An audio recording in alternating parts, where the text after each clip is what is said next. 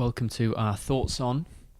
This is talking about a conversation with Jeremy Brook, the chiropractor who is known as Spine Checker, who is part of the extended family of Deuce Gym in LA, where we've probably spent, proportionate to the amount of time we've spent in LA, a considerable amount of time there or with people from there, because it's an inspiring community, a home to go to. Yeah, really inspiring community. So we met Jeremy, or you met Jeremy, speaking to him when you were taking photos, and weirdly I'd been following him. Had you? Yeah, prior going out, and then when Luce and I arrived in LA, we were having a meal, and he was standing outside where we were having a meal, and I was like, "Oh, that's that dude." But he was standing outside wearing the I Am Vibes top. No, he had a wide-brimmed hat on. Right.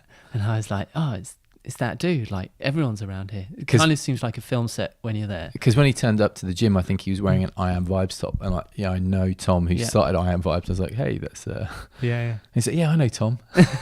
So, this is wild. So many connections. Yeah. Which is probably not probably, but it is one of our feelings from that conversation with him, that everything is connected. Yes. Together.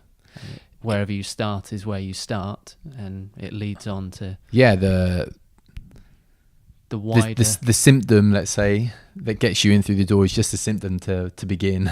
And hopefully you're approaching it with an open mind, that maybe it's just that symptom that needs to be worked on, but chances are it's not. And the importance then of turning up with an open mind, of being like, okay, cool, this just got you through the door. This was a blessing. It got you through the door. Here's the areas that we can look into, and that just continues exponentially, doesn't it? Yeah, it comes to my mind hearing you talk about that, and I know we've had a conversation prior to this, but that the thing that gets you in the door isn't really the thing that's getting you, isn't the reason why you're going to that place. You're going to the place because you feel suboptimal and you're not in your potential. And that was very much a... So the thing is just a manifestation of suboptimal living. The pain is, or the issue, I'm going to say, is a bridge taking you towards a place where you can realize and reflect on what you've been doing. Yeah. To take you forward into your potential, or going towards that potential. Yeah. It's like they're like guides, I guess. Yeah. You know, these healers, these body workers, these coaches. Yeah. I mean, I guess the great thing with Jeremy or other practitioners is, and he talked about, your potential, and it's just that he would have seen so many different people over the years that he's seen that come out, that expression come out, where people grow into their optimal states. Yeah. Whereas as the individual, if you're not involved in that world, you only have yourself maybe as direct reference, of course. Yeah. I loved his references in the wider context. Like, yes, he's a chiropractor. That's how he does his daily. But him talking about rage against the machine. Yeah. The Ashtangis, all of these differing things, but all expressions of potential. Like, he was with Chuck Miller, practicing Ashtanga with him. Yeah. He was one of the OGs in that world. Do you remember that video on YouTube with Patabi Joyce and he's one of them. Yeah. Chuck Miller's one of them. Chuck Miller and Eddie Stern's the other. Yeah. And these people, they're not just, but they're really questing on expressing their potential, doing what needs to be done, rather than, I just want to lift heavier weights, like fix my shoulder because I want to go here. And I guess if you went in like that, you would leave going, well, that was a weird place with no chairs. Which comes back to being open. Yeah. And that feels like you're just on this wave, like riding this wave, and this openness, like the openness that everything connects. And when you connect everything, when you're open enough to connect everything together, that's when potential happens, because it starts going in an upward. So do you need to come at it from a mindset of, if you're open to new things, Do you almost need to be at peace with the mindset of, I know that I'm not my optimal, and I know there's more to learn, and there'll always be more to learn, and that in itself becomes actually quite a pleasant process because you can always see the growth in it. You know, so you look at all these things as a blessing, like issues that are in your life that are possibly. a blessing. Like, you know, that facilitates the open mindset almost. Possibly. I think back to when I went on this journey, and that's kind of all I've got to base it on. I was completely broken. Yeah. And then it's like, you know, it's almost like a last chance, but I feel like you have to get that broken. Yeah. Because if there's any hope, if there's any glimmer of what I've been doing in the past works, yeah, I'll revert back to that. Whereas it was like everything that I've done has just hit me against this wall. Yeah. As opposed to, there was nothing to mask over where I was. It was like the food I was eating wasn't benefiting me. The way I was moving wasn't benefiting me. The way I was working, the way I was interacting with people, none of it was working. Yeah. So I didn't have any freight, and it's like, for me, it was just like, you know, I don't give up, but I surrender to just tell me what to do, and I will give it a go. Yeah. And then we'll see where it goes. There you go. I think that's the word that maybe I was looking for. Surrender. You can be open, but I guess open and surrender are partner words. Yeah. I think open-minded is probably an Instagram word where everyone's open-minded, but behind closed doors they're pretty judgmental and bigoted. Yeah. And that's the challenge. Just like, here we are. We never thought I'd be doing yoga, and you know, and then you're there, and you're like, wow, this challenge is all mine. And you see it, don't you? You see it when, particularly like fit, I'm going to say CrossFit-esque guys, they go to a yoga class and they're like, can totally nail that handstand, and they just break and crumble. And then, you know, this person who has a body that doesn't look like it's capable of things, but they're using it in such a way, and you're just like, I want what that person's got. I want those open shoulders. I want you know, and it changes the way you view things. But you could go, it's not for me, nonsense. Yeah. I think back to mine. I was in this room with this Chinese doctor who was Greek, John Tasagas, and I was always asking questions. I remember him laughing at me because I was always asking questions, and I was there because of this, this pain in my arms, and I sort of said, so what do you do after this? Like, like once we got this sorted, like, then what? And he's like, well, she's like, this is the healing journey, or something along these lines. And I was like, well, what do I need to heal? Like, what else? What do we, just this? You fix my back. This beautiful kind of like, childlike innocence of what? Yeah. I've got this more healing to do, but it's like, I'm just here because my arms hurt. It's like, no. Yeah, I think that you think you are, but wait for a few years, young pup. And Jeremy talked about that, didn't he? Like, everything is a symptom of, everything is so connected. It's like, it's your arm, but it's not really your arm. It's everything that's, your arm is just telling you need to go and not deal with the arm, but deal with all the underlying structure. Yeah. And build up. Yeah. And I think you do have to be, what did Jeremy said? He said it was all reflection. It's self-reflection. Yeah. And in a way, to self-reflect, when it's all going great, and you don't really self-reflect, and probably that's the time to... Yeah, that's the time to be reflecting. You only reflect, sadly, or it seems to be, when... things aren't so good. When things haven't worked out. Yeah. But the greats are reflecting on everything and going, actually, that bit wasn't fantastic for me. And I guess that's, going back, last week or the week before? Last week with Lindsay and 2 weeks before, actually, then the reflection process with Lindsay and Will. Yeah. Like the importance of that reflection process, even if it's the most minute reflection that seemingly has nothing to do with anything, it might be a tiny thing, but that tiny thing within the ginormous map of reflection, it's like you had to reflect on that to get to that, or it unlocks something else. It's that weekly practice, whatever it may be. But also it can be really topic specific.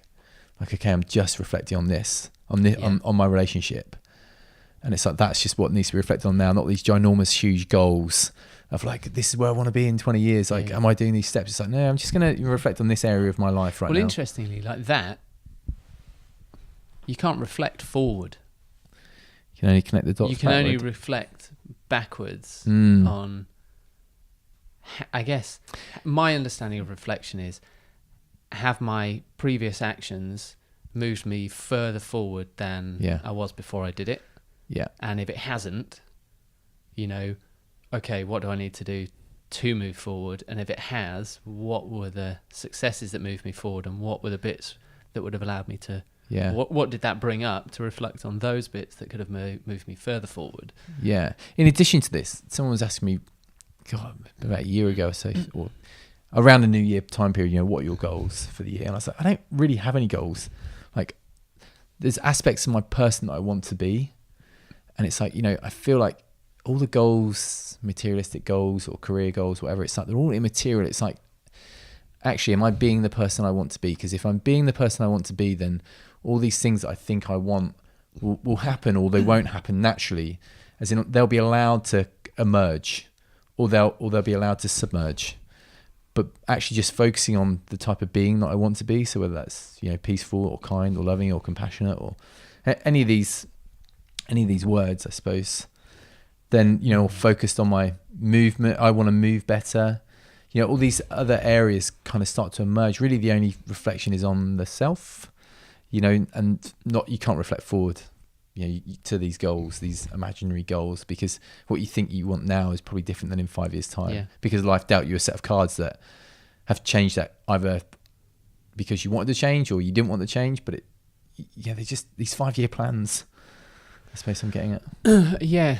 Well, where do I think when you were just saying you need to be, needs to be, I guess, really precise on reflection. That's why I've really enjoyed Lindsay's coffee talks, because they pick these quite, you know, poignant questions sometimes that, you know, how do you like to be touched? Yeah. And then that opens up, it's like, well, I just like to be touched. It's like, well, there's a hairy hand. Yeah. You know, and it's like, oh no, I like to be touched in a loving, kind, compassionate way that does this. So you start to build out. Yeah. And maybe it's the 160 character generation. We don't give it enough thought and sit there. It's just like whack a response out. Well, the beauty's in the details. You know, certainly making the films. And the subtleties. Yeah, certainly making the films that we've made and the photographs that we take.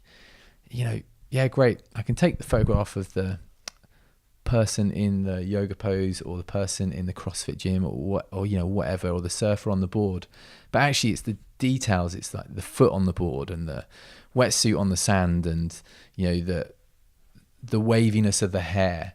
It allows you, you know, that's where all the beauty is, and it allows you to build the bigger picture. When you see everything like as a wide angle picture, there's too much to take in that you don't take in anything. Yeah, there's no focus. Yeah, so it's like reflecting on those details. You know, again, like, okay, I'm just going to reflect on my, you know, whatever for today or for this time period. So not that this is my life plan. Yeah, so reflecting with focus allows you to, or reflecting allows you to focus on your potential. Maybe that's just what. Reflecting allows you to focus on your potential. Reflecting with focus on specific things allows you to, or enables you to progress towards your potential. Well, maybe what it is okay, I'm going to reflect on, rather than I want to be a better person, I'm going to reflect on my relationship with fear, to pick an easy one. Because then rather than reflecting on my relationship to do with fear and judgment and happiness and all these different things as an overarching, you know, wide angle picture, if I just reflect at this moment on my relationship with fear, then that can emerge all these other areas, and you get a much better detailed understanding that goes towards your optimal self and goes towards your potential. Do you think anyone can reflect? Yes. Or do you have to be... Because you can say, you know, just have my half an hour reflection time. Yeah. And you're like, okay, what have you reflected on? Well, you know, like just thinking about where I've, like it doesn't it then doesn't have a purpose, or Well, I think it has to be intentional. Yeah. But I think anything does that you want results from, Yes. an intention behind it. So because reflection could well be the next super trend, isn't it? on that quest towards, like, everyone is journaling. yeah, Because if I just write down what 3 I'm pages every feeling morning. and what I want, it will happen. Well, it's Yeah. like, no, you just set an intent to yourself. Like, it Yeah, has to be sincere. yeah, That you're going to, and are you going to do what it takes yeah, to do it? Like, anyone can reflect, or anyone can say they're reflecting, but the real reflection, because it's like, actually in that moment, yeah, reflecting on that, you know, yeah. rather than going, I did this in that moment, I, it skims over the surface of going, oh, I could have. the importance of the environment, the space, and the time. We were talking that you about create. that last night, the unconscious competence and the, Yeah, that's right. Yeah, yeah.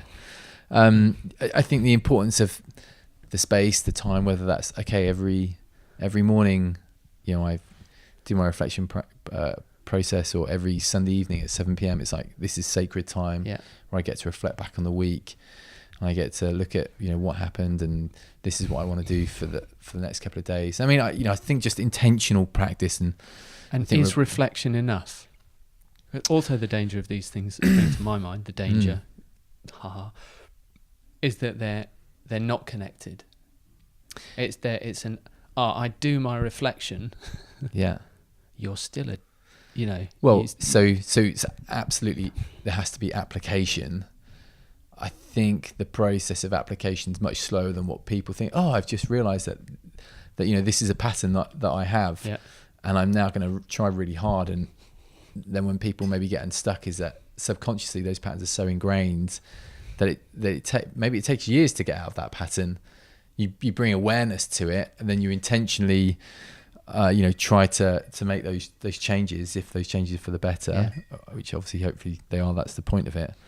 But, you know, that's the application. That's the intentional practice. Again, intentional reflection practice and intentional application practice. So I just always think of the story of Van Gogh. You know, he became an artist in his 30s, and I never realised this. He used to intentionally paint a new picture every day to try new techniques out to become a better artist. He intentionally moved to areas where there were other artists that he could learn from. His whole you know, career as a painter, or his whole life as a painter, was all about reflection, application, intention. It wasn't just, I'm going to paint a picture of a landscape today, I'm going to paint a picture of a landscape. Like, how did he get to the colours that he used, or the style that he developed? It was all about reflecting on the day's practice and then intentionally practicing again the next day. Yeah. So, yeah, reflection on its own is, of course, like any of these things, again, like you just said, everything's connected, and reflection on its own is not worthless, but it just doesn't have as much potential as when it's, I think when you start that, like you start anything, everything's clunky. Mm-hmm. And it's like, oh, reflecting's not working at the moment. It's like, you've done it for 3 days. Yeah. And the more you do it, the more it will feel comfortable, and that will allow you to open up. Same with, I guess, going to see Jeremy or any other chiropractor or healer. It's like, my belief is you find the right person at the time, and you also have to pick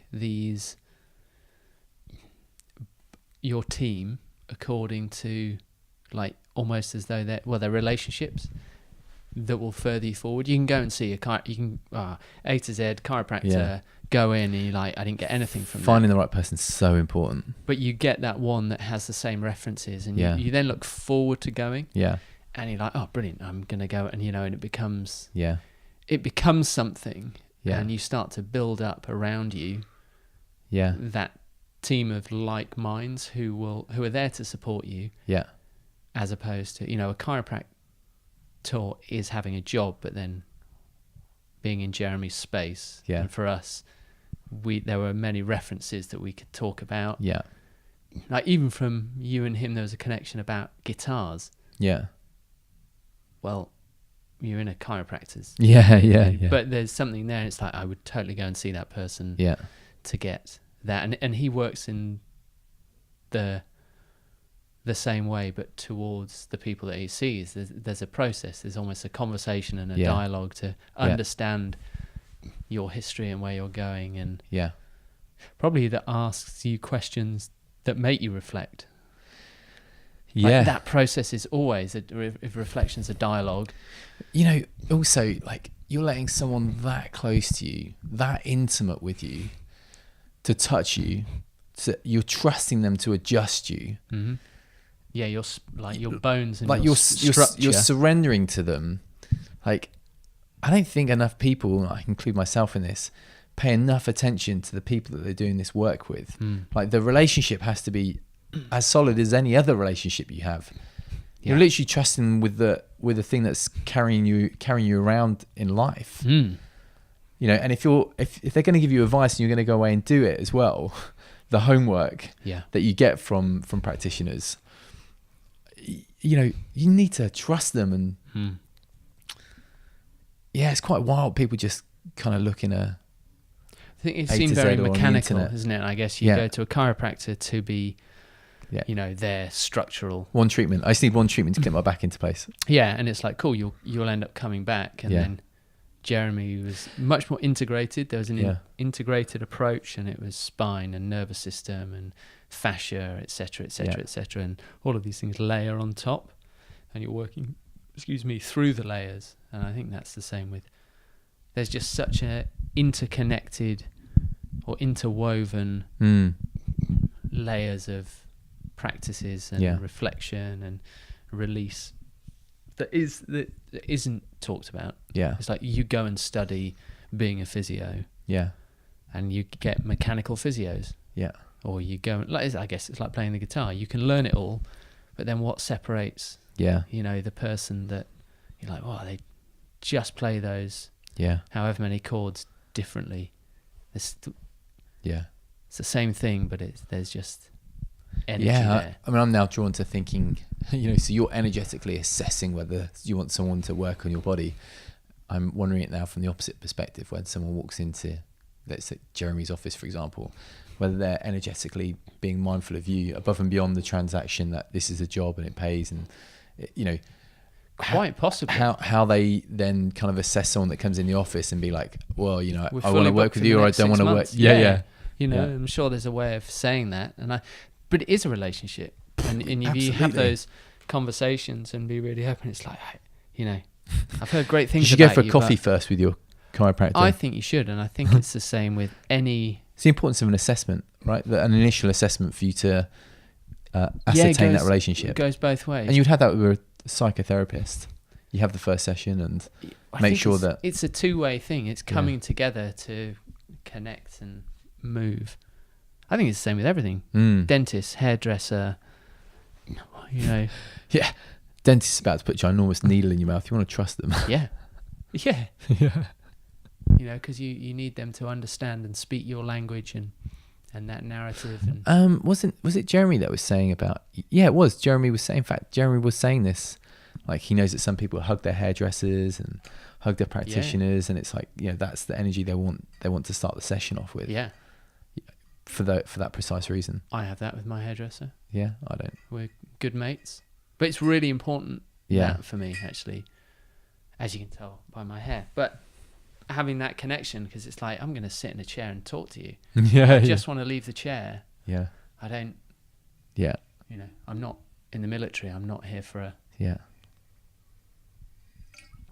What I found about haircuts is they're all the same. They're all the same, really. But the narrative that Nathan and I give my same haircut that I had last time gives me a totally new look. Just because of the narrative. And they'll come out, it's like, you know, we totally went for a different, you know, you just create this very different thing. I think that's the same with, you know, with dentists, or I just think all healers, body workers, coaches. We said it in the first issue, your vibe attracts your tribe, and I think that's absolutely. You know, for some people, even the icon on the front of Spine Checker Like the sacred geometry attracts a certain type of person. Yeah. Other people just wanted to say, we'll fix your back. Yeah. Because they have Yeah. a bad back. So I think it's really important. And just go with your gut and then reflect on it. And sometimes those treatments won't work, and probably when they don't work, it's you've not followed that instinct within you to take you to where you want to go. Yeah, I suppose a lot of wasted resources in relationships in general, but in relationships with practitioners that you're going to for the art of healing. Relationships, full stop. Yeah. I think. Yeah. How often Be mindful of your relationships. How often do we reflect on our relationships and the potential that they have when they, come together? Yeah. It's like that's. Yeah. Yeah. Cool. Thanks for joining us on A Thoughts On. Have great weeks, and until next time. Until next week. Yeah.